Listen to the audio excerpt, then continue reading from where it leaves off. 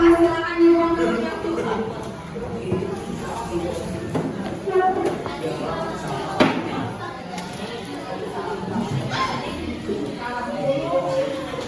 Masya Allah.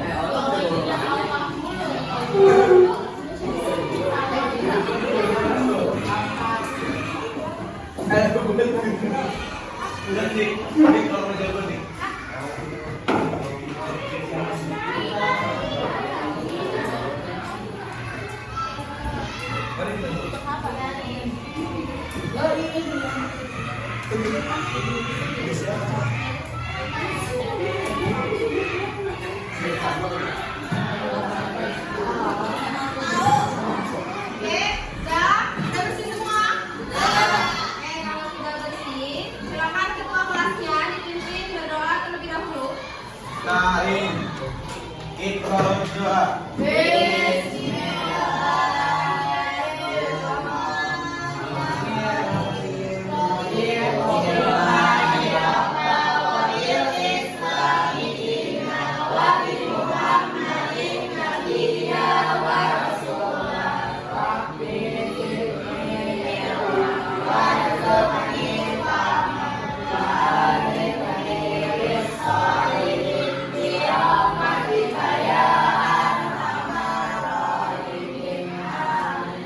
Aman.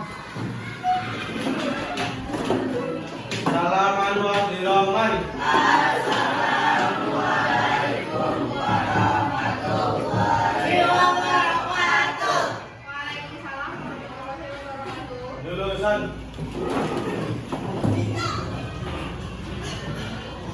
Oke, silakan buku tulisnya, bukunya dikeluarkan.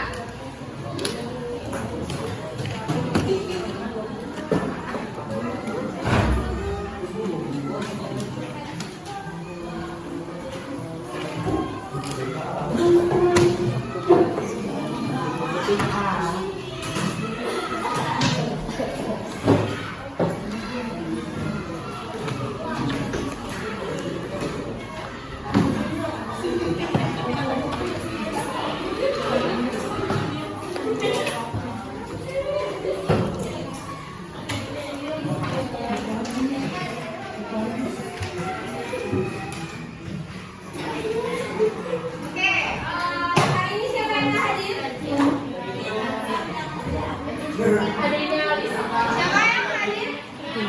Kirana sakit.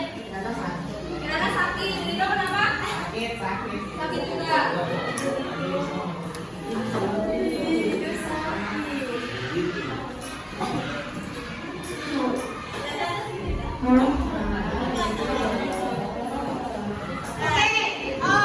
Di pertemuan sebelumnya kita sudah membahas tentang mobilitas sosial. Ada masih ingat mobilitas sosial itu apa? Apa? Perpindahan status sosial seseorang atau kelompok. Ya, alhamdulillah masih ingat ya. Nah, pada pertemuan kali ini kita akan membahas tentang faktor pendorong dan penghambat mobilitas sosial. Di pertemuan sebelumnya, di akhir pembelajaran kemarin kan saya sudah bilang untuk mempelajari faktor pendorong dan penghambat mobilitas sosial. Udah dipelajarin kok? Oke. Nah, ini pembahasan kita pada hari ini. Sebelum kita masuk ke pembahasan, ya. Nah, silakan kalian amati kedua gambar ini. Kira-kira itu gambar apa sih? Anak yang belajar di sekolah sama Anak yang satu anak lagi belajar, ya. Yang satunya lagi sama Bu. Kan bedanya.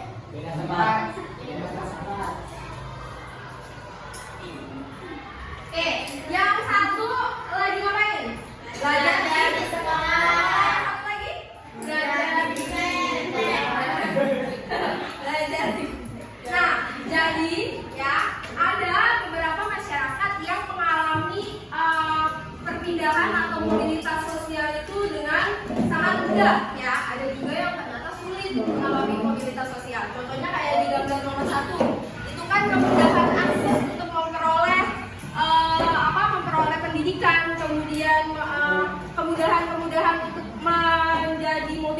sosial itu menjadi lebih gampang ya, karena akses pendidikannya itu mudah dicapai, ya kan? Sedangkan yang di gambar kedua itu menggambarkan tentang ada anak yang kesulitan, dalam arti apa? Kesulitan memperoleh pendidikan, ya. Ketika kita kesulitan untuk memperoleh pendidikan, maka itu juga menjadi salah satu faktor kenapa orang tersebut itu tidak mengalami mobilitas sosial atau kenaikan ataupun misalnya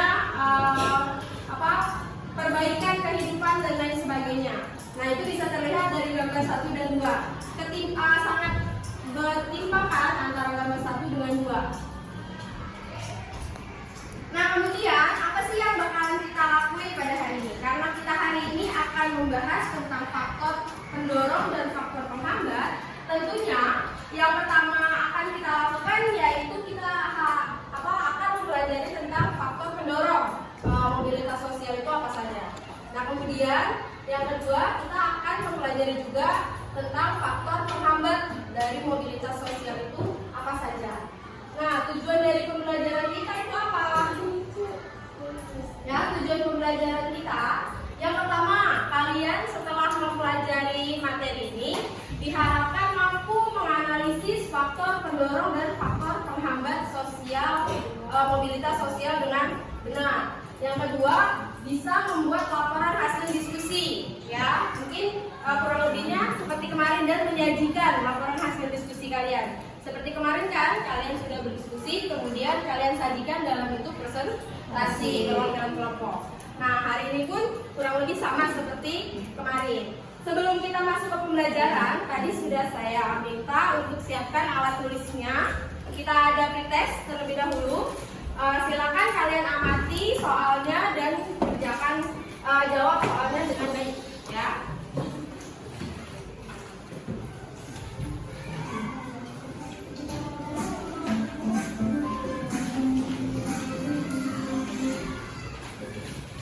Sudah siap?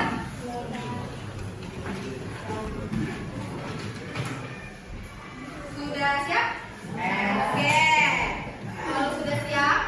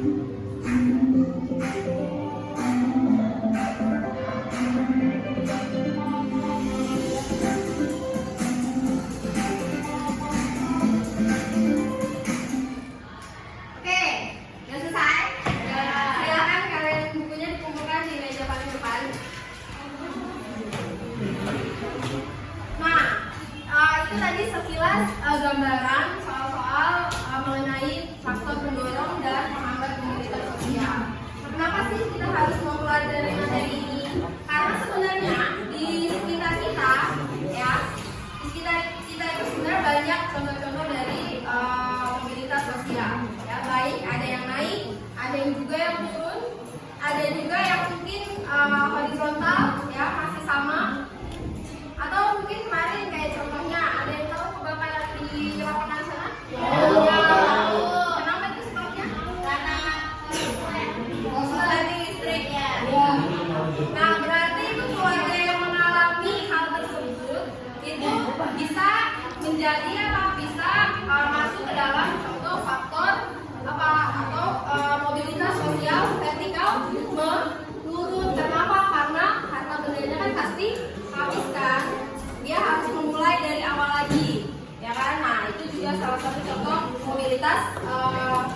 sosial vertikal menurun. Oke, lanjut. Nah, ini pembahasan kita pada hari ini tentang faktor pendorong dan penghambat mobilitas sosial. Nah, kalau kita bicara tentang faktor pendorong mobilitas sosial itu ada 5. Yang pertama apa aja itu? Ada faktor struktural. Kemudian ada faktor apa lagi? Individu. Ada faktor apa lagi? Ekonomi. Kemudian politik dan faktor pendidikan. Ya, jadi dari gambarnya jelas mobilitas sosial ya. Faktor pendorong mobilitas sosial. Kita ibaratkan diri kita ini mobil kayak yang didorong si abangnya ya. Faktor diri kita ini mobil ya.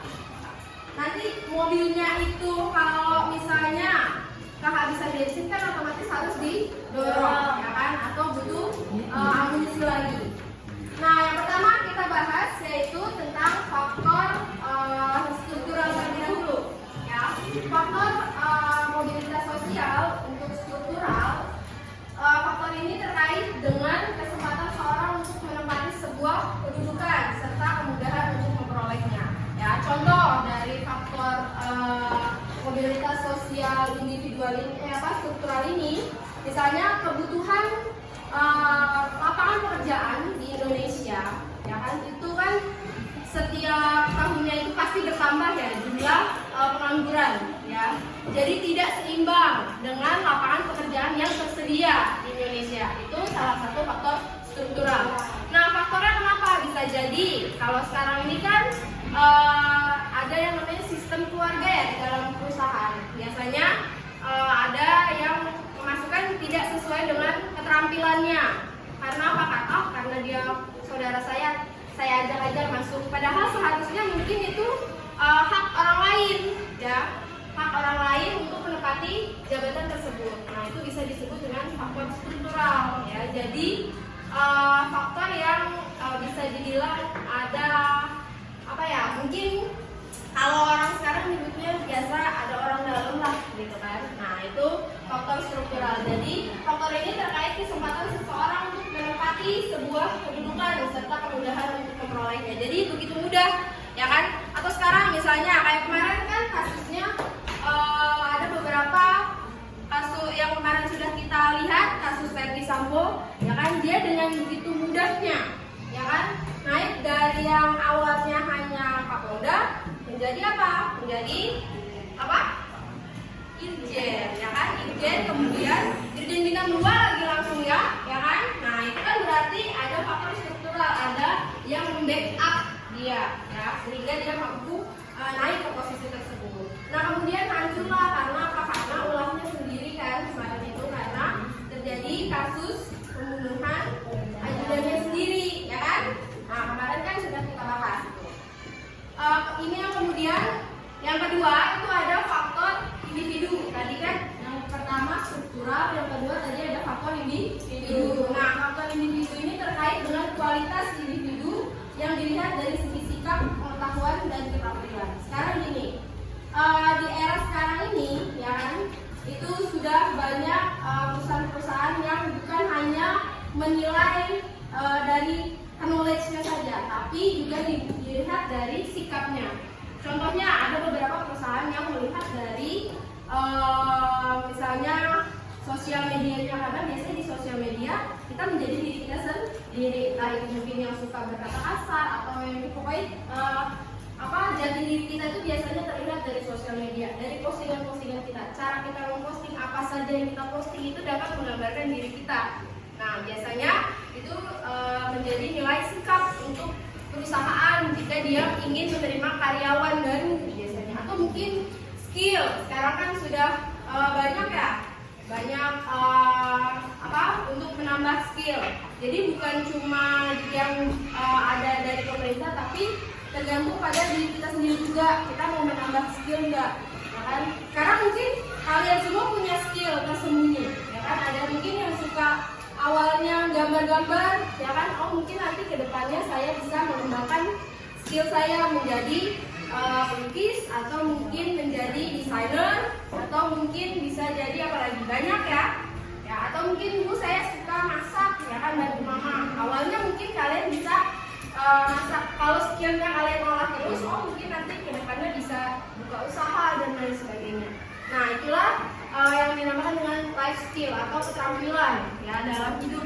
Jadi kita di era sekarang ini juga memang butuh keterampilan, ya. Keterampilan untuk apa? Keterampilan untuk menopang diri kita nih, selain kita dibekali dengan pengetahuan dari sekolah atau mungkin dari luar dan lain sebagainya, tapi kita juga harus mengasah life skill kita atau keterampilan kita, ya.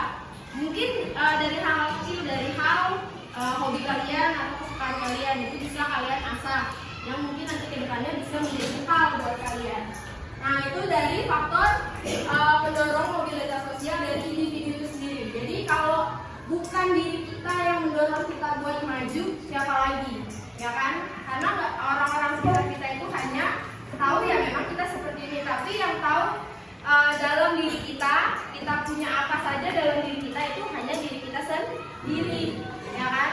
Nah, kalau bukan diri kita nih yang mempunyai minat atau mempunyai rasa ingin maju, itu mungkin tidak akan bisa kalau kaliannya dari dalamnya sendiri udah saya mah gini aja. Nah, itu biasanya suka kejadian. Kenapa? Karena itu sudah kalian ucapkan. Biasanya kan ucapan itu doa, ya kan? Nah, itu dari situ juga. Kemudian faktor yang ketiga itu juga faktor ekonomi. Tadi yang saya bilang di gambar awal itu kan kalian sudah lihat ada dua gambar. Yang pertama itu tentang ada anak yang mampu bersekolah dengan layak, dan yang satunya mungkin belum bisa bersekolah dengan layak, sehingga belajarnya mungkin cari-cari waktu atau cari-cari bahan bacaan dan lain sebagainya. Nah, itu juga terkait dengan faktor ekonomi, ya. Jadi jika situasi ekonomi dalam masyarakat itu cenderung baik, maka mobilitas sosial pun terwujud. Tadi kalau misalnya ekonominya baik, kan berarti kita dapat sekolah, ya kan?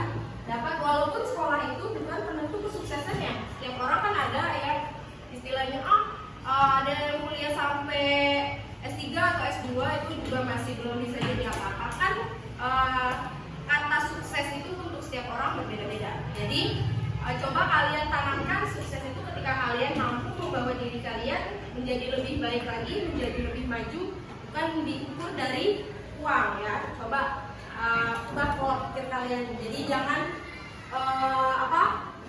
berpikir kalau sukses itu harus banyak uang. Itu nanti akan mengikuti biasanya, ya. Biasanya itu akan mengikuti. Jadi sukses itu ketika kalian mampu membawa diri kalian menjadi apa yang kalian mau, menjalani hidup sesuai apa yang kalian inginkan, happy, yang penting bahagia, ya. Percuma kan kalau banyak uang tapi kalian nggak bahagia, ya kan? Walaupun uang itu bisa buat bahagia, ya kan? Nah, jadi itu faktor yang ketiga. Faktor yang keempat itu ada faktor politik. Jadi kalau faktor politik ini berkaitan dengan situasi dari suatu negara, ya. Ketika situasi dari suatu negara itu mungkin mulai guncang atau mungkin keadaan negara tidak stabil, itu biasanya akan mempengaruhi keamanannya. Jadi ketika negara itu mungkin tidak stabil dan keamanannya juga tidak stabil, itu juga akan mampu menjadi faktor yang mendorong masyarakat itu akan sulit untuk melakukan mobilitas sosial. Ya, misalnya kayak kemarin pandemi, ya kan, kita terbatas, ya kan, cuma dari rumah, dan ke sekolah pun kalian dari rumah kan terbatas, ya kan. Kalau dari rumah kan kita susah untuk mengeksplor bagaimana diri kita. Coba kalau ketemu langsung ini kan enak, ya enggak? Ya, setiap hari bisa cerita atau apa gitu kan, bisa mengeksplor diri kalian. Coba kalau dari rumah kemarin, itu kan berarti membatasi kalian untuk melakukan mobilitas sosial, ya kan? Yang ada nanti kalian biasanya di rumah aja, ya kan? Cuma di rumah aja kan bisa membuat tingkat stres itu meningkat, ya kan? Tapi kalau kalian kayaknya nggak di rumah aja deh, apalagi Safa, kayaknya keluyuran deh, ya kan? Nah, itu biasanya tergantung dari keadaan suatu negara. Jadi salah satu faktor pendorong dari mobilitas sosial itu juga bergantung pada politiknya, ya, politik atau keadaan suatu negara. Jadi ketika negara kita tidak stabil atau mungkin negara kita stabil, kemudian kita bisa berjalan kemana-mana atau mungkin kita bisa melakukan hal dengan bebas, ya, tanpa adanya harus batasan-batasan, itu kan dapat mempermudah kita untuk melakukan mobilitas sosial, dapat mengembangkan diri kita juga, walaupun sebenarnya WFH kemarin atau dari rumah saja itu bisa mengembangkan diri kita lah, tapi kan biasanya ada keterbatasan karena biasanya kalau udah sendiri itu kalau udah mentok udah gitu kan, tapi kalau sama-sama biasanya kita bisa sharing, itu nanti ada jalan keluar lagi ya, ada jalan keluar yang lain atau mungkin ada solusi yang lain ya. Negara juga menjadi salah satu faktor pendorong dari mobilitas sosial. Nah kemudian yang terakhir itu ada faktor pendorongnya, ada kependudukan. Kita tahu ya, Indonesia itu kan setiap tahunnya dapat bonus demografi. Ada yang tahu bonus demografi itu apa? Apa? Bonus demografi? Bukan uang. Bonus demografi itu merupakan bonus penduduk, ya, pertambahan penduduk. Jadi setiap tahunnya. Jadi angka kematian dengan angka kelahiran itu biasanya banding jauh, ya. Jadi tidak seimbang. Jadi makanya Indonesia itu makin padat kan, ya. Makanya di suatu kan Indonesia ini sedang mencanangkan KN. Ada yang tahu KN? Ibu kota negara baru ya, yang ada di mana? Kalimantan mana? Kalimantan Timur ya. Jadi, nah salah satunya itu karena apa? Karena adanya ledakan penduduk ya yang disebabkan oleh bonus demografi itu sendiri ya.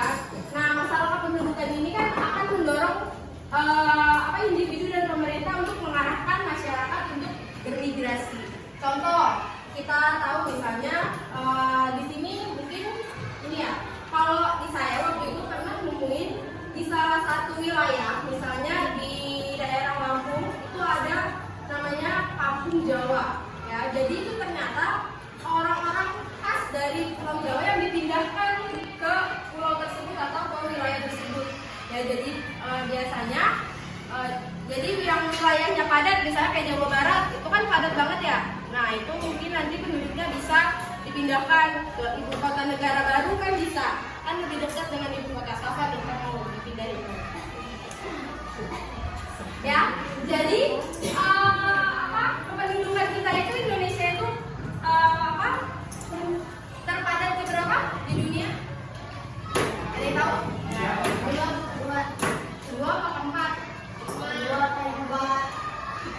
Ya, Indonesia itu memiliki jumlah penduduk terpadat keempat di dunia dengan luas wilayahnya yang mungkin mayoritas itu kita ternyata merupakan wilayah lautan atau mungkin wilayah pesisir, jadi tidak banyak. Jadi wilayah laut kita lebih luas daripada daratan kita ya. Jadi dan setiap tahunnya jumlah penduduk itu bertambah. Kan itu nanti penduduknya kalau tidak dipindahkan ke wilayah yang kosong, maka akan padat di satu tempat. Nanti tempat tersebut juga tidak dapat berkembang dengan baik. Makanya ada dipindahkan penduduknya dari yang padat ke yang tidak padat, atau mungkin yang senggang lah wilayahnya. Ya kayak Kalimantan, kemudian ada juga yang dipindahkan ke Pulau Sumatera, ya kan? Karena Pulau Jawa itu kan sudah penuh sekali ya. Nah itu tadi faktor pendorong dari mobilitas sosial.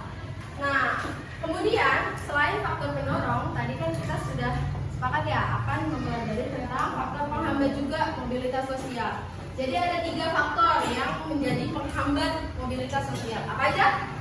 Faktor kemiskinan, diskriminasi, sama apa? Stereotip dan gender ya. Yang pertama kita bahas dulu faktor kemiskinan ya. Jadi salah satu yang menjadi penghambat mobilitas sosial itu adalah faktor kemiskinan. Masyarakat yang mengalami kemiskinan itu akan sulit untuk mencapai status sosial tertentu. Salah satu penyebab kemiskinan adalah pendidikan yang rendah. Tadi di faktor pendorongnya kan di ekonomi, ketika ekonomi seseorang itu lebih baik, otomatis dia akan memperoleh faktor pendorong mobilitas sosial yang baik juga. Karena apa? Karena dilihat dari tingkat ekonominya yang cukup baik untuk memperoleh pendidikan, ya. Nah, sekarang kalau misalnya pendidikannya saja susah, bagaimana orang tersebut akan berkembang? Walaupun memang pendidikan itu tidak menjadi penentu kesuksesan, gitu kan? Tapi tetap pendidikan itu juga kan akan membantu kalian atau membuka jalan kalian, kan biasanya seperti itu. Ya kan, semakin baik pendidikannya, maka akan semakin baik juga jalan yang kalian buka, gitu ya. Nah, itu kenapa kemiskinan ini menjadi faktor penghambat mobilitas sosial. Yang kedua, itu ada faktor yang kedua apa? Diskriminasi. Ya, diskriminasi itu berarti tindakan membeda-bedakan ya terhadap sesama karena alasan mungkin berbeda bangsa, berbeda suku, berbeda ras, berbeda agama maupun berbeda golongan. Nah, perlakuan membedakan ini biasanya bukan perlakuan yang baik atau bisa dibilang perlakuan yang buruk ya. Selain dapat mengakibatkan konflik, ya biasanya ini juga dapat menghambat mobilitas sosial. Jadi membeda-bedakan suku. Jadi ketika kita berada di satu forum atau di satu tempat, ketika memang diharuskan untuk bergaul, ya bergaul. Jangan kalian misalnya, saya mau nggak mau sama dia bukan orang Jawa, saya maunya sama orang Jawa aja. Jangan kayak gitu ya. Nah, jadi kita kan memang negara kita itu merupakan negara kepulauan yang terdiri dari berbagai suku, bangsa, agama, ras, budaya. Ya, jadi jangan hanya terpatok pada satu budaya saja, atau jangan hanya terpatok pada satu agama, atau jangan terpatok pada satu ras saja. Ya, semuanya itu sama. Ya, di mata negara itu semuanya sama. Tidak ada yang beda. Pun sama di mata Tuhan, tidak ada yang beda kan? Walaupun misalnya keyakinannya beda, tapi kan tetap Tuhan itu kan cuma satu. Walaupun keyakinan atau yang dipercaya itu beda, tapi kan tetap Tuhan itu hanya satu kan. Nah, tergantung dari setiap agama yang mempercayai Tuhan yang dia percayai apa, ya kan? Itu kan berbeda-beda. Tapi itu bukan menjadi alasan kita untuk mendiskriminasi orang tersebut, ya kan? Atau alasan kita untuk tidak mengajak orang tersebut untuk bergabung dengan kita. Jadi semakin banyak teman, semakin banyak relasi, semakin banyak juga rezeki yang kalian dapat. Misalnya kalau kalian banyak teman nih, banyak relasi, kemudian kalian udah lulus sekolah, tapi bingung mau ngapain. Coba kalau banyak teman, nih ada kerjaan, yuk gabung, yuk ikut. Nah, itu kan jadi salah satu pembuka pintu rezeki juga buat kalian, kan? Daripada kalian sekolah tapi kalau temennya itu aja, ya kan, temennya cuma sedikit itu aja. Tapi temen yang itu aja juga sama kayak kalian nganggur. Udah, itu kayak gitu aja terus, ya. Gak akan ketemu jalan solusinya, ya. Berarti sosialisasi itu penting ya. Berteman itu penting sama siapa aja, nggak usah pandang gender, nggak usah pandang agama, nggak usah pandang ras dan lain sebagainya. Berteman itu sama siapa aja. Jangan mendiskriminasi, apalagi sampai ngatain gua dasar orang mana tuh biasanya yang ini. Ya apa? Kenapa Rafa? Kenapa Pak? Tuh saya sering dengar di kelas kelas sebelah tuh biasanya dasar orang apa gitu kan. Itu kan berarti mereka mendiskriminasi ya. Jangan seperti itu gitu. Jadi hal-hal yang kayak gitu itu kan dapat menimbulkan konflik. Oke, sekali dua kali mungkin orangnya juga nggak marah, atau mungkin misalnya santai. Tapi kan ketika didengar terus-menerus itu otomatis akan mengganggu juga gitu. Nah, itu biasanya akan menimbulkan konflik. Kemudian faktor yang terakhir, faktor penghambat yang terakhir itu ada stereotip gender, ya.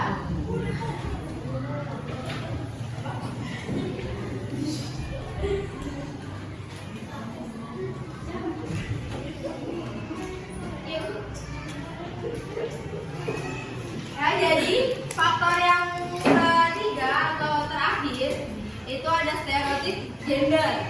Stereotip gender ini membeda-bedakan karakteristik serta posisi sosial laki-laki dan perempuan, ya. Seperti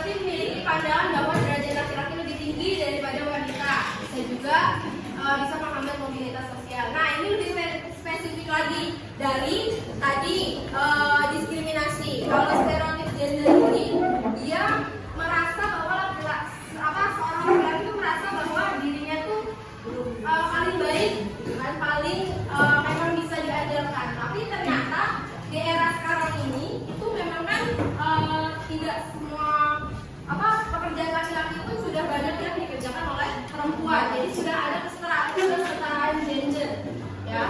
Jadi stereotip gender ini dapat menghambat mobilitas sosial tadi itu karena pada era sekarang ini kan perempuan sudah banyak perempuan strong ya, sudah bisa mengerjakan pekerjaan laki-laki sampai ganti galon juga mungkin sekarang sudah bisa perempuan ya. Sandas juga udah bisa sendiri kan? Udah harus ngandelin laki-laki kan? Iya. Jadi laki-laki jangan merasa sok ini ya. Oke, sampai sini ada yang ditanyain? Nggak ada yang nanyain ya? Paham? Untuk faktor pendorong sama pengambil mobilitas sosial? Iya. Oke, kalau sudah paham, sebelum kita masuk ke kegiatan selanjutnya, seperti biasa, ini mau kelompoknya yang kemarin atau ubah lagi? Oke, dari sini. Ya, itu 1 sampai 4. Ada 5, maaf. Gum 1, Agung 1, Agung 1,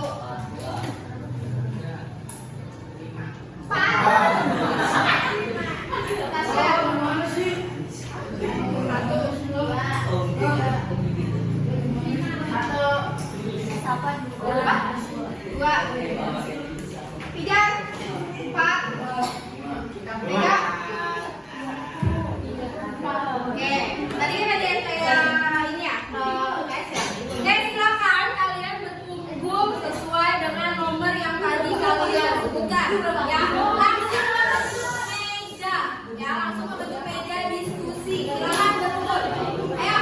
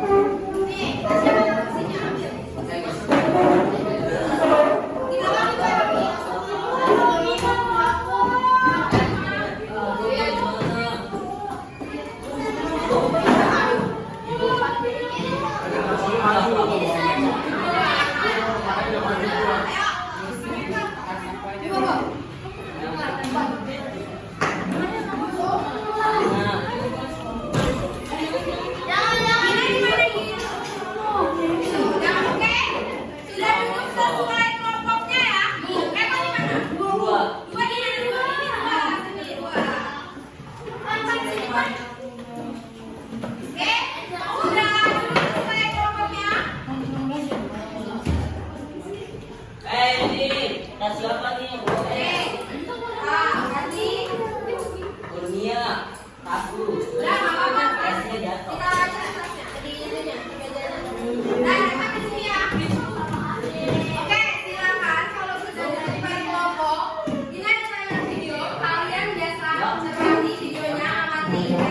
jadi bahan diskusi kita ya.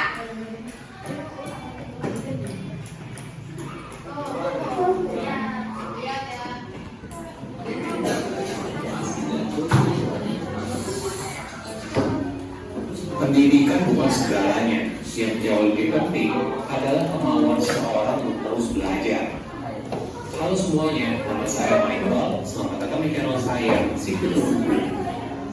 Kali ini saya akan membahas kisah inspiratif dari Sanawi, lulusan kelas 1 SD yang sukses menjadi pengusaha es krim dengan omset miliaran. Sebelum kita mulai, buat kalian yang mau support channel ini akan terus berkarya, caranya gampang banget. Kalian cukup klik subscribe dan nyalakan loncengnya. Dukungan kalian membantu banget supaya kita bisa rutin posting dan bersama-sama belajar di channel ini. Sanawi lahir pada tahun 1974 di Blora, Jawa Tengah. Dia berasal dari keluarga yang kurang mampu. Ayahnya merupakan pengembala sapi. Karena keterbatasan ekonomi, Sanawi tidak bisa melanjutkan pendidikan.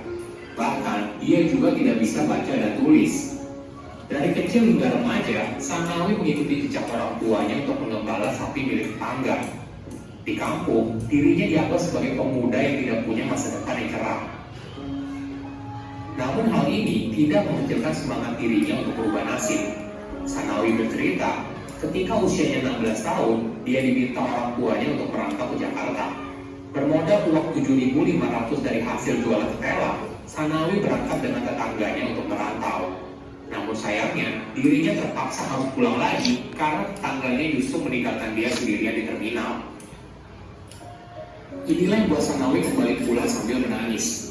Dia beranggapan tetangganya meninggalkan dia sendirian karena Sanawi sebagai orang yang paling miskin dan jelek sendiri. Pengalaman buruk ditinggal di terminal tidak menyurutkan semangat Sanawi untuk mengubah nasib. Kali ini, dia bertekad untuk pergi ke Jakarta lagi sendirian. Sanawi lalu tiba di Jakarta dan turun di terminal bus Pulau Gadung. Dia bersedia bekerja apa saja untuk berubah nasib. Awalnya, Sanawi berusaha mencari kerja menjadi kuli bangunan. Namun sayangnya tidak mudah. Dia pun terus berjuang dan tidak patah semangat. Sanawi lalu berkeliling di kompleks perumahan sambil berteriak "Rongcat, rongcat". Hal ini lalu buat orang lain jadi penasaran. Apa yang diteriakkan oleh Sanawi? Ternyata artinya pemborong cat. Jadi dia menawarkan jasa untuk mengecat rumah secara borongan. Hidup yang dijalani oleh Sanawi di ibu kota juga cukup berat.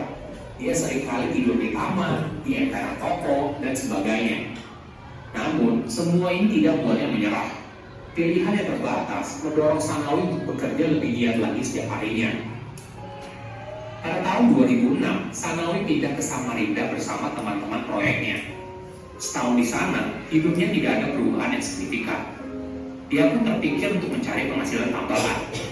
Ketika mencari peluang bisnis, Sanawi bertemu dengan temannya yang berjualan es krim. Dia pun menawarkan diri untuk ikut berjualan. Sanawi mengumpulkan modal dari pinjaman temannya sebesar Rp60.000. Setiap hari, dia pergi berkeliling dengan sepeda untuk menjual es krim buatan salah satu merek ternama dengan harga Rp1.000. Perjalanan Sanawi berjual dari rumah ke rumah ternyata membuahkan hasil. Walaupun sering juga dia diusir oleh orang tua yang tidak mau anaknya membeli es krim. Dalam sehari, Sanawi berhasil mengantongi keuntungan sebesar Rp150.000. Kenyataan ini baru membuat dia sadar kalau berjualan es krim sangat menjanjikan. Dia pun semakin bersemangat. Dengan hidup sangat hemat, Sanawi mengumpulkan uang sedikit demi sedikit. Bahkan saat itu, dia punya prinsip kalau pantang makan sebelum laku. Sanawi pun akhirnya berhasil membeli motor dan mobil untuk menunjang usahanya. Namun tidak berhenti sampai di situ, dia pun tetap belajar cara berbisnis. Sanawi punya prinsip, kalau mau kaya, harus bergaul dengan orang yang kaya. Itulah yang dirinya lakukan. Sanawi berusaha berbaur dengan para pedagang es krim yang sukses. Dari situ, Sanawi belajar untuk mengembangkan potensi bisnis es krim. Dia tidak hanya berjualan sendirian, namun Sanawi juga berusaha untuk membangun jaringan penjual es krim. Lalu, dia pun membujuk teman sesama kuli bangunan untuk beralih profesi. Sanawi menjanjikan kalau berjualan es krim lebih menguntungkan. Hal inilah yang membuat dirinya tidak lagi jadi pedagang es krim sendirian. Namun, dia menjadi distributor distributor es krim bagi rekan-rekannya yang lain. Tentu saja, saat itu kendala utama adalah modal. Sanawi sulit mendapatkan pinjaman ke bank. Namun setelah berkali-kali mencoba, akhirnya dia pun berhasil mendapatkan pinjaman. Bisnisnya pun semakin berkembang pesat. Pada tahun 2010, Sanawi sudah memiliki 400 pengecer yang disebutnya sebagai mitra. Lalu usahanya berkembang pesat lagi, hingga kini memiliki lebih dari 700 mitra yang dilayani melalui 27 sub-distributor es krim yang tersebar di berbagai wilayah, mulai dari Samarinda, Kalimantan, Makassar, Manado, Batam, dan Jakarta. Sanawi punya mimpi, es krimnya bisa tersebar di seluruh Indonesia. Bisnis yang dimiliki oleh Sanawi diberikan label Vanessa. Awalnya dia ingin memberikan nama Vania, namun karena nama tersebut sudah dipatenkan, maka lalu berubah menjadi Vanessa yang merupakan singkatan dari nama anaknya yaitu Vane dan Sa yang berasal dari Sanawi. Selain sebagai distributor es krim merek terkenal, Sanawi memiliki pabrik yang memproduksi kon es krim di Kudus, Jawa Tengah. Dalam sehari, pabriknya mampu memproduksi 40.000 kon. Sanawi bercerita kalau perjalanannya untuk mencapai kesuksesan memang tidak mudah, penuh dengan air mata dan kerja keras. Dia bercerita, saat dirinya miskin, banyak sekali orang memandang dirinya sebelah mata. Hal ini yang membuat hatinya miris. Jika ada yang bertanya, apa kunci sukses seorang Sanawi? Seorang yang hanya lulusan kelas 1 SD, bahkan tidak bisa baca tulis, namun bisa jadi pengusaha sukses. Sanawi dengan mantap mengatakan, kunci suksesnya adalah kerja keras, kegigihan, dan semangat. Kadang memang jawaban ini sulit diterima setiap orang, karena kerja keras, kegigihan, dan semangat dianggap sebagai kunci sukses yang umum. Namun, jika tidak dikerjakan secara disiplin dan konsisten, maka kita tidak akan menerima manfaatnya. Jangan lupa juga, Sanawi merupakan orang yang tidak pernah berhenti belajar. Walaupun pendidikan formalnya berakhir di bangku kelas 1 SD, namun keinginannya untuk belajar tidak pernah padam. Sanawi belajar untuk membaca dan menulis agar dirinya bisa memahami perjanjian dalam urusan administrasi bisnis. Bukan hanya itu, dia juga bergaul dengan para pedagang es krim yang sukses untuk belajar bagaimana cara mereka menjadi pedagang es krim yang sukses. Keinginannya sangat besar untuk belajar, itulah yang mendorong Sanawi bisa ada di posisi sekarang. Ada pengalaman yang unik. Sanawi takut ketika diminta tanda tangan di atas materai. Maklum saja, pendidikan yang terbatas membuat dirinya banyak mendapat informasi yang kurang tepat. Mulai dari ditakut-takuti kalau dirinya bisa dipenjara karena ditipu orang lain dan sebagainya. Ini merupakan tantangan ketika bisnisnya semakin besar, misalnya dari segi administrasi. Apalagi di salah satu bisnis Sanawi yang bergerak di jasa sewa menyewa kontainer. Dia harus berurusan dengan surat perjanjian, entah perjanjian sewa atau beli. Sanawi saat itu tidak bisa baca tulis, namun kenyataan ini tidak membuat dia patah semangat. Sanawi lalu minta anaknya untuk mengajarkan dia membaca dan menulis. Hingga akhirnya, ketika berumur 35 tahun, Sanawi baru bisa baca dan menulis walaupun kurang begitu lancar. Nasib setiap orang memang tidak ada yang tahu. Sanawi tidak pernah membayangkan dirinya bisa sukses menjadi pengusaha es krim dengan omset miliaran setiap bulan. Dari tukang es krim keliling, kini Sanawi memiliki berbagai bisnis di Samarinda, mulai dari distributor es krim, minimarket, sewa kontainer, hingga jualan bebek dan ayam beku. Nasib orang tidak ada yang tahu. Kerja keras dan semangat belajar terus-menerus akan mengubah nasib. Silakan komen di kolom komentar pelajaran apa yang kalian dapat ketika tahu informasi ini. Selain itu, komen juga mau tahu informasi apa lagi yang saya review di video berikutnya. Saya undur diri, jangan lupa subscribe channel YouTube Sikutu Buku. Bye-bye. Pandangan dan opini yang disampaikan oleh kreator podcast. Oke, gimana tadi videonya? Keren. Jadi ternyata faktor kesuksesan seseorang itu tidak ditunjang dari bagaimana pendidikannya atau mungkin latar belakang keluarganya. Ada juga yang latar belakang keluarganya memang berada, tapi belum tentu itu menunjang kesuksesan seseorang. Ya, jadi memang kesuksesan itu hal yang tadi di dalam video seperti semangat, kerja keras, dan kegigihan itu bukan cuma omongan, tapi harus continue dan terus menerus ya. Jadi tidak hanya sekali, misalnya wah saya semangat, misalnya di tahun lalu saya semangat, tapi kalau sekarang semangatnya agak karena mau sukses kalau kayak gitu. Jadi memang harus continue hal-hal yang seperti itu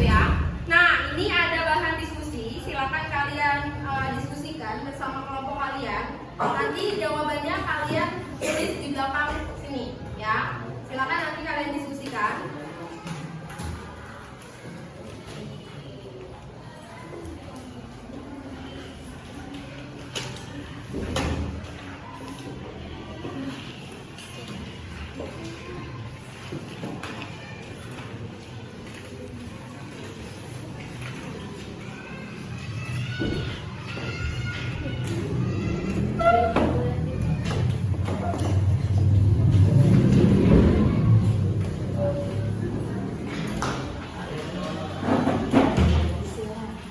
di lembar kerja kalian itu ada dua studi kasus atau dua contoh. Silakan kalian baca dan cermati, ya. Studi kasus kasus 1 dan kasus 2. Kemudian kalian tulis hasil analisis kalian di lembar paling belakang. Nanti perwakilan kelompok seperti biasa mempresentasikan hasil diskusi kalian, ya.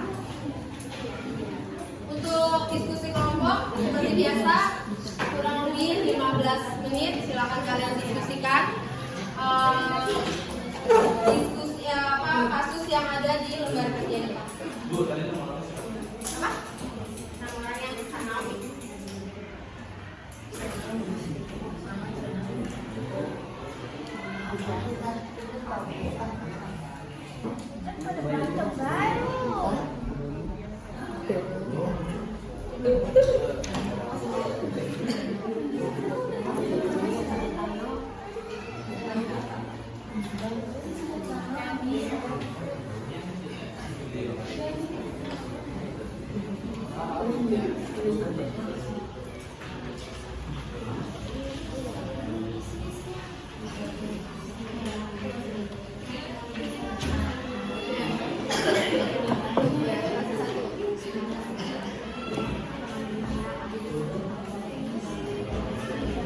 Kamu kelompok mana nih?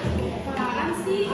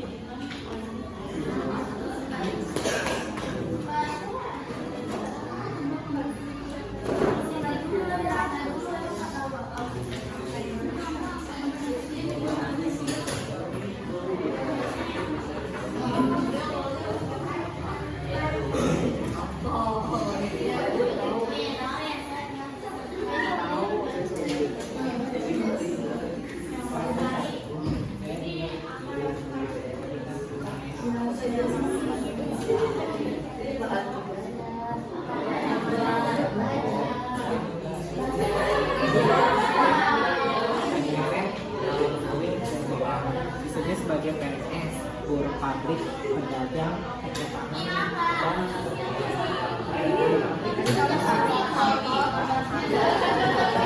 Ini ada pembahasan video tadi. Itu misalnya kasus 1, misalnya apa aja. Tadi kan sama pendorong ada aturan, bahan ajar nanti ada bagian tadi.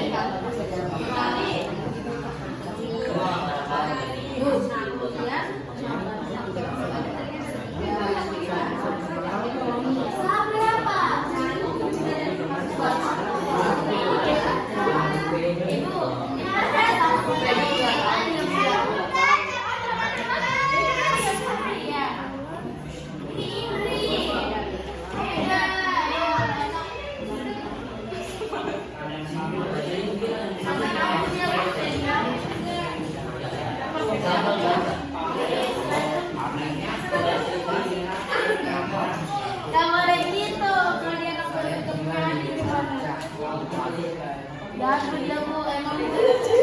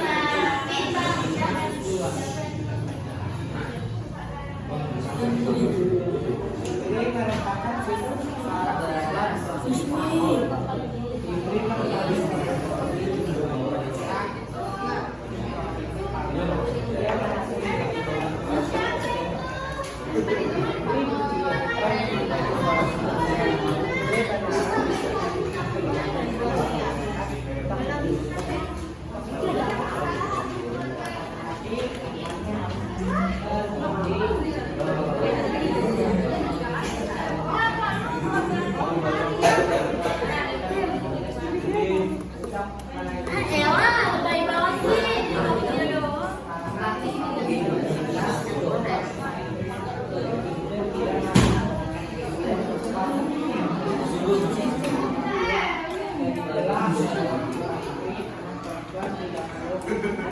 Tidak perlu pendidikan tinggi karena nantinya akan menjadi guru matematika. Selain itu, orang tua itu pendidikan dan cuci biaya berdasarkan kalimat kesenjangan.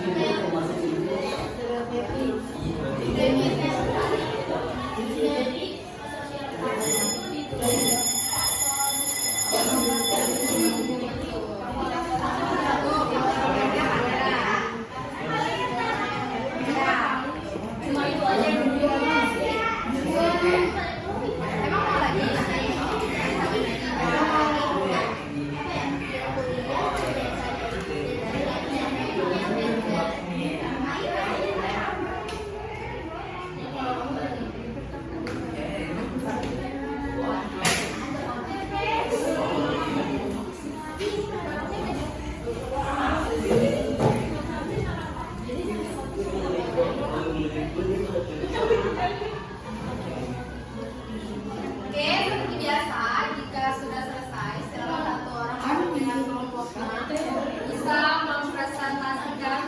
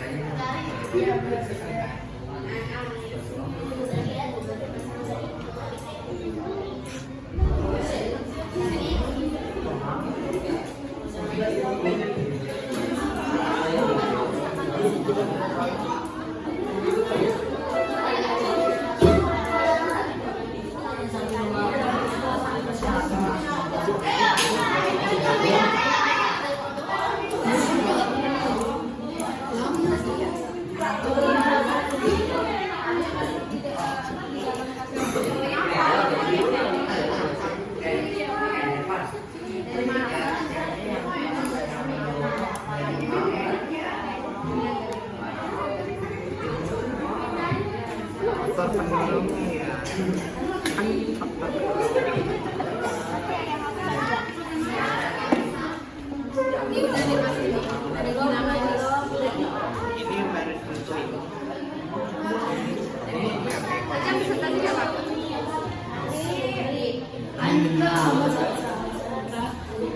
Ida sudah.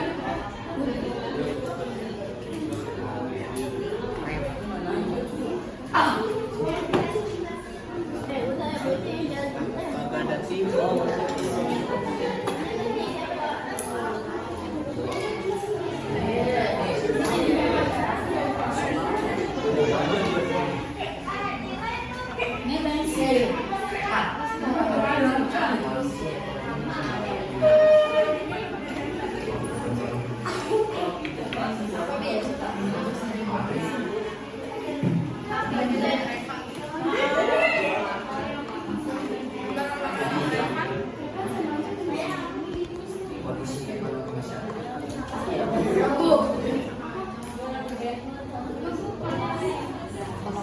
Gelombang baca.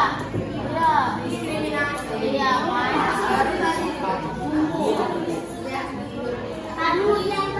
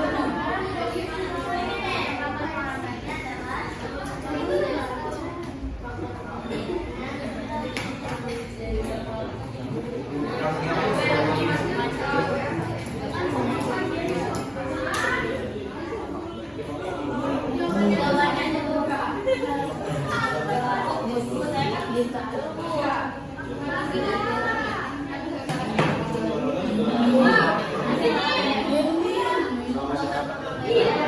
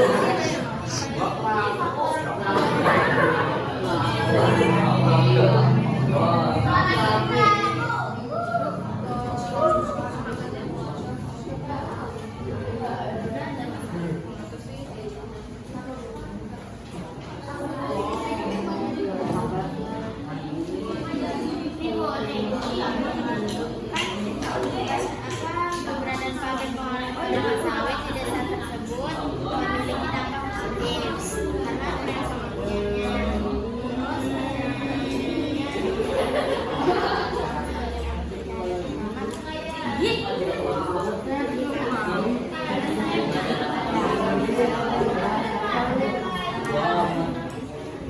Lo nggak boleh gitu.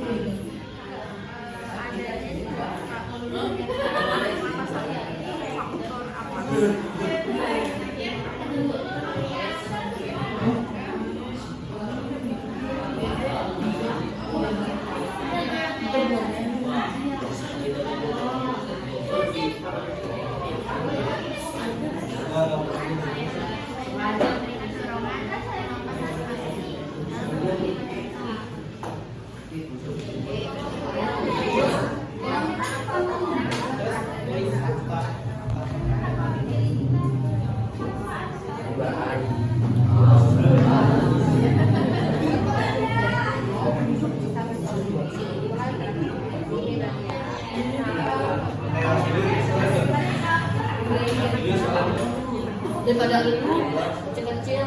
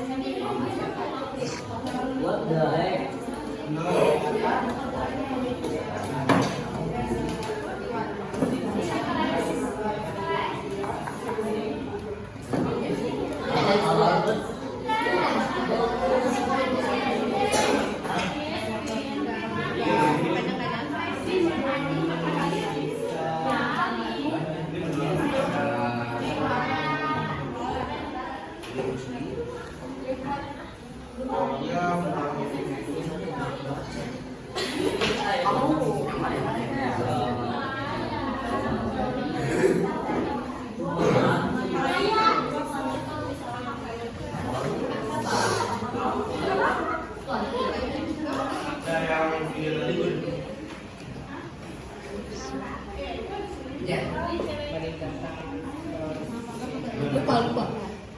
Bu, yang video juga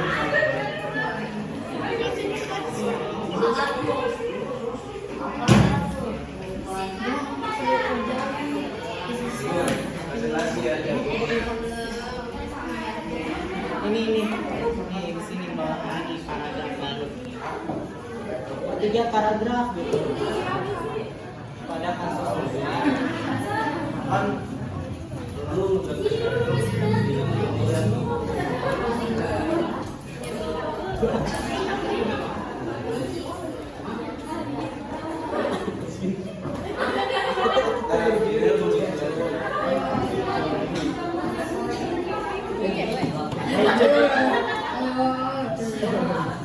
ini adalah faktor pendorong faktor Ayo, udah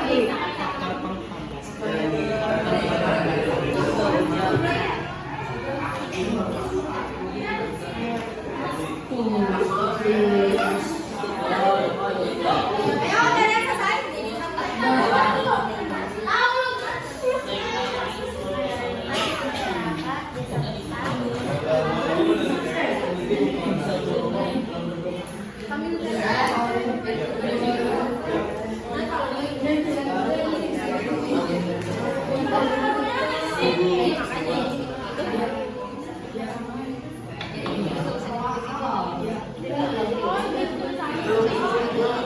Ini dulu yang tulis.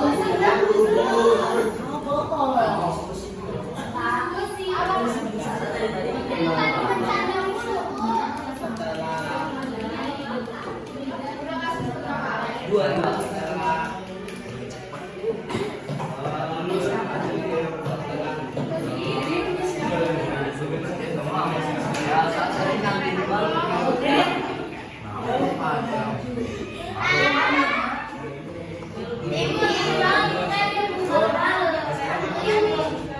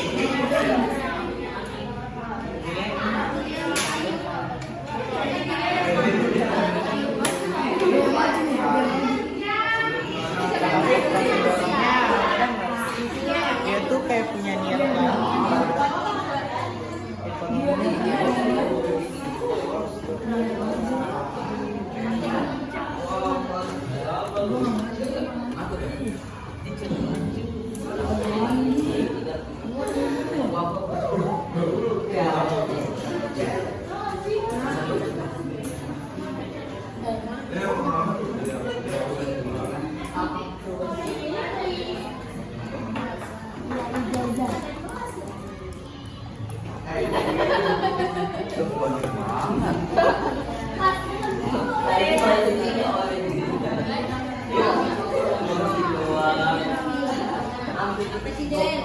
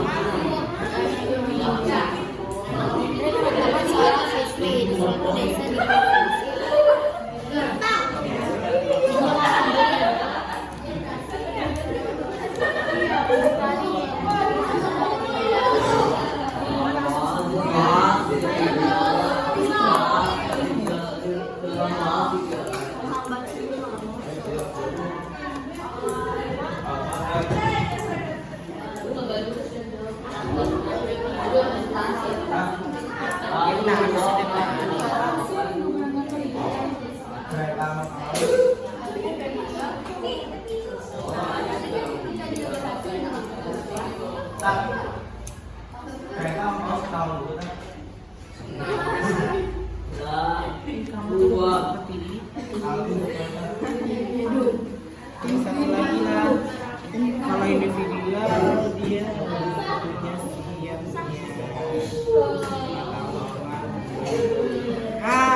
pintar faktor individual.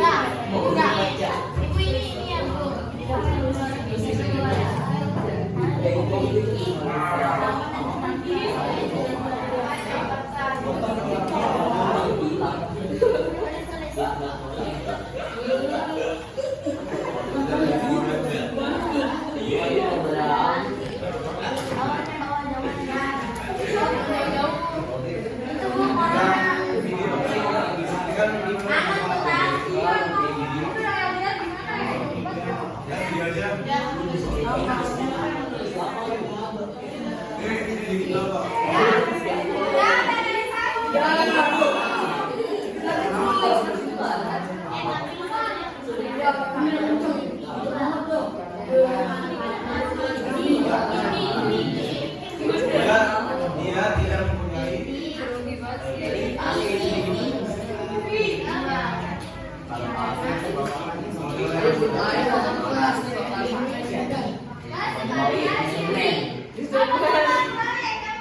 Untuk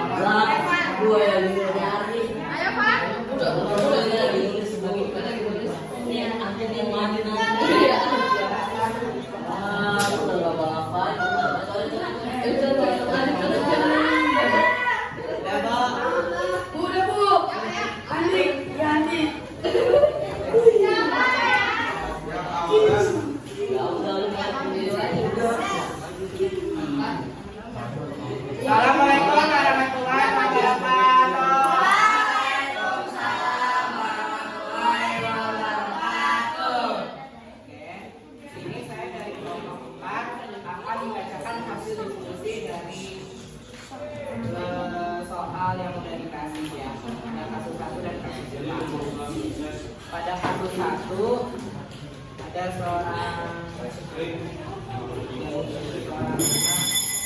tinggal di desanya. Dia di kasus 1 ini faktor pendorong mobilitas sosialnya adalah ekonomi, karena kondisi ekonomi yang baik dari hasil pabrik, dari buruh tani sawit, kelapa dan pohon karet masyarakatnya melakukan ekspansi dalam berbagai macam usaha.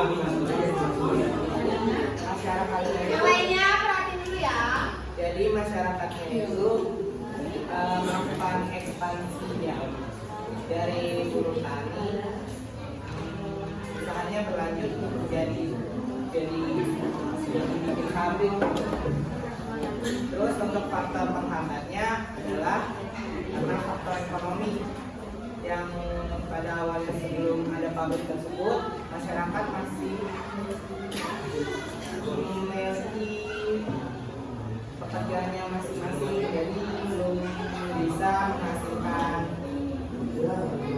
ekonomi yang lebih karena belum ada pabriknya, jadi masih belum bisa meningkatkan kerja sosial mereka. Pada kasus 2 ada seorang anak yang namanya Idri, dia seorang siswi di desa Palembang. Faktor penghambat mobilitas sosialnya pada kasus 2 adalah faktor stereotip gender, karena kemauan dari orang tua itu yang tidak mau melanjutkan tidak mau anaknya melanjutkan ke jenjang pendidikan yang lebih tinggi, ke universitas, karena menurut pendapat orang tuanya setelah Idri melanjutkan pendidikannya yang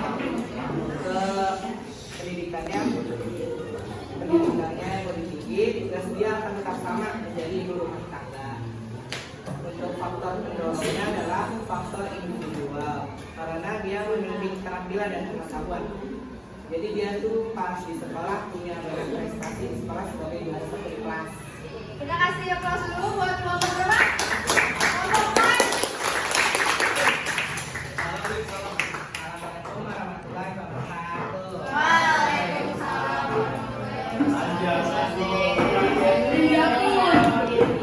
Assalamualaikum warahmatullahi wabarakatuh.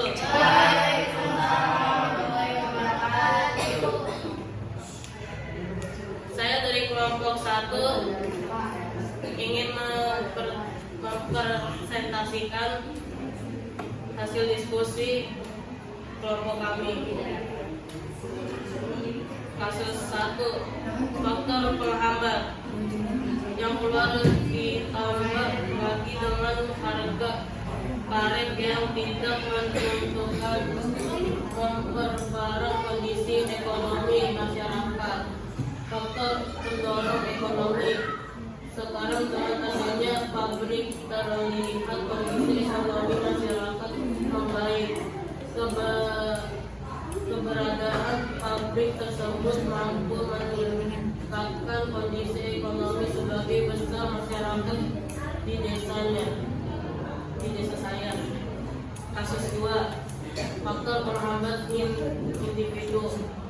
Orang tua Indri tidak membolehkan anaknya melanjutkan ke Universitas Sarena karena seletak dengan desa Indri sangat jauh dan tidak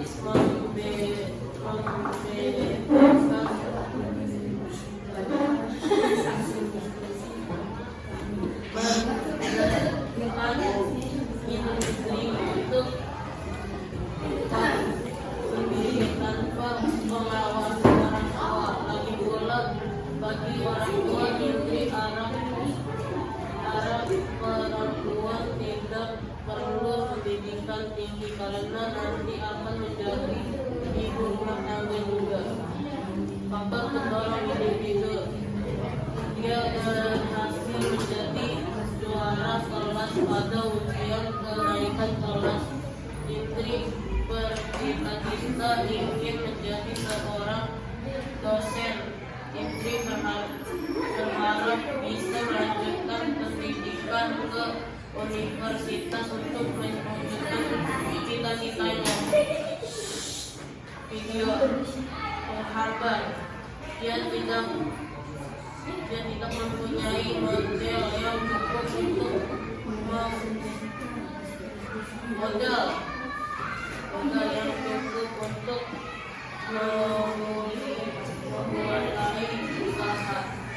Mendorong individu keinginannya dan tekadnya yang awal hanya bekerja sebagai kuli bangunan jadi pengusaha sukses es krim, makanan baku dan lain-lain hingga menghasilkan penghasilan yang cukup.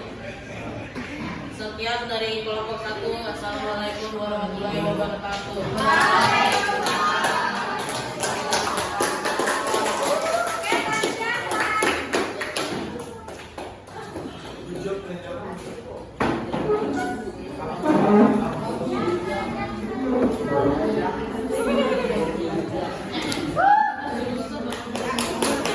Assalamualaikum warahmatullahi wabarakatuh. Saya perwakilan dari kelompok 2 yang mempresentasikan hasil diskusi kami, yaitu hasil diskusi kasus pertama. Faktor pendorongnya adalah ekonomi, karena pada awalnya mayoritas masyarakat desa Lecah bekerja sebagai petani, dan karena adanya pabrik kelapa sawit di desa saya juga membawa dampak positif bagi perekonomian masyarakat di Lecah. Faktor penghambatnya adalah kemiskinan, karena persyaratan untuk bekerja di pabrik tersebut harus memiliki ijazah SMA, dan tidak semua masyarakat desa Lecah lulusan SMA. Faktor kedua adalah faktor pendorongnya faktor individual, karena indri memiliki pengetahuan dan keterampilan sehingga mendapatkan juara kelas pada ujian kenaikan kelas, dan indri ingin lanjut ke jenjang universitas.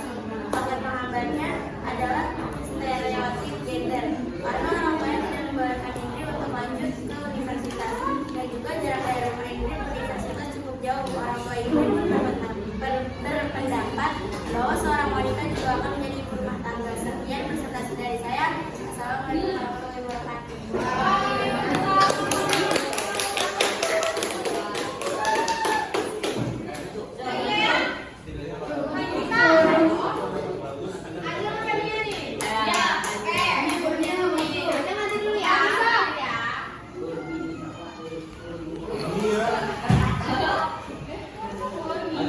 Assalamualaikum warahmatullahi wabarakatuh. Waalaikumsalam warahmatullahi wabarakatuh. Saya dari kelompok 3. Saya akan mempresentasikan hasil diskusi mengenai mendorong faktor ekonomi pada saat adanya pabrik pengolahan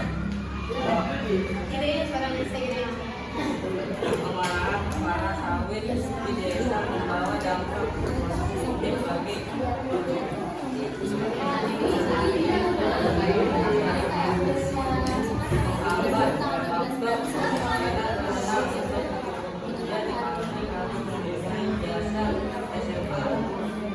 jadi orang yang belum lulusan SMA tidak dapat bekerja di pabrik tersebut karena tidak memiliki ijazah SMA.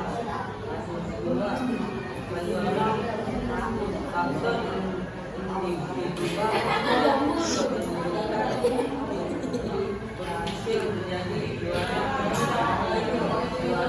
dan cita-cita menjadi dosen.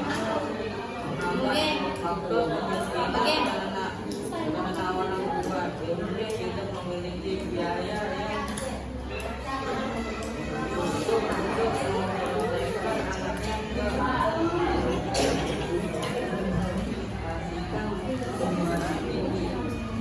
Assalamualaikum warahmatullahi wabarakatuh.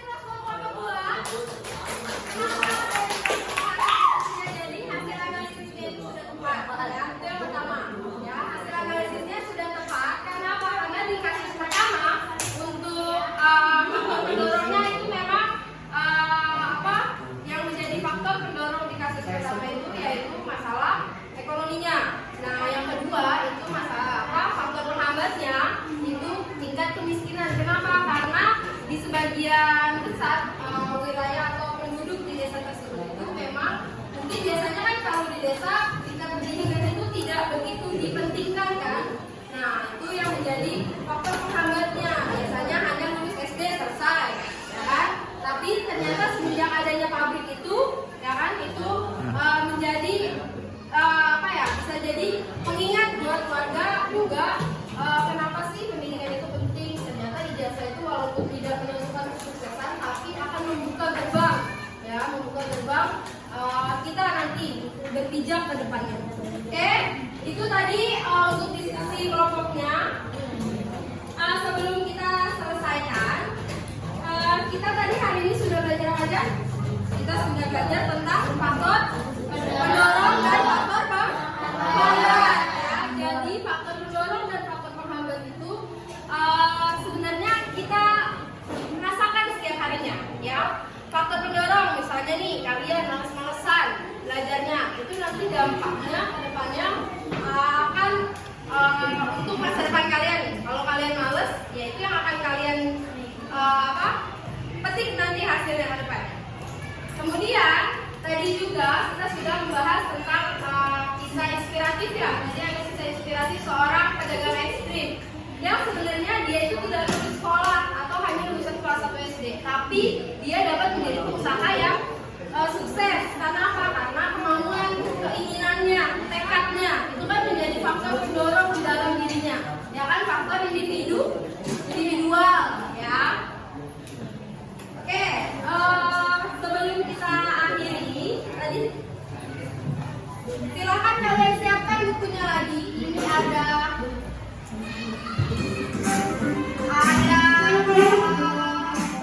page-nya sama, tapi untuk ranah yang berbeda. Silakan kalian cermati.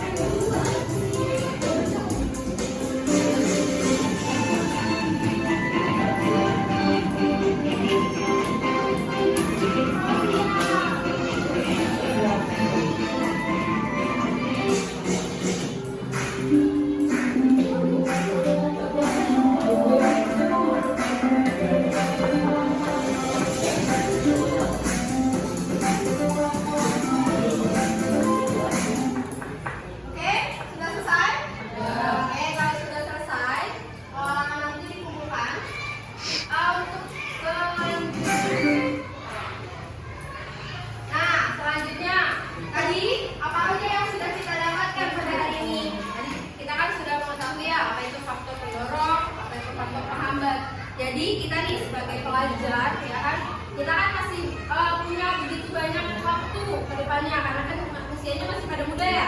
Nah itu berarti peluang-peluang yang kalian hadapi nanti ke depannya itu lebih banyak lagi. Jadi apalagi tadi yang menjadi salah satu faktor itu juga termasuk faktor individual kan. Nah itu berarti kemauan kalian. Ya, nanti ke depannya kalian mau jadi apa, kalian akan seperti apa itu tergantung pada kemauan diri kalian. Kalau kaliannya males dari sekarang, ya itu nanti yang akan kalian rasakan ke depannya. Kalau kalian giat, gigih, belajar dari sekarang, ya kan, kemudian kalian mampu menciptakan peluang-peluang, itu nanti akan yang kalian rasakan ke depannya. Nah kemudian, apa aja yang paling kalian suka dari pembelajaran hari ini? Suka nggak? Oke, ya. Jadi pembelajaran semoga pembelajaran hari ini dapat memberikan memberikan hal positif untuk kalian, pengetahuan baru untuk kalian juga ya. Oke, kalau tidak ada yang ditanyakan lagi, saya akhiri pertemuan kita pada hari ini. Kurang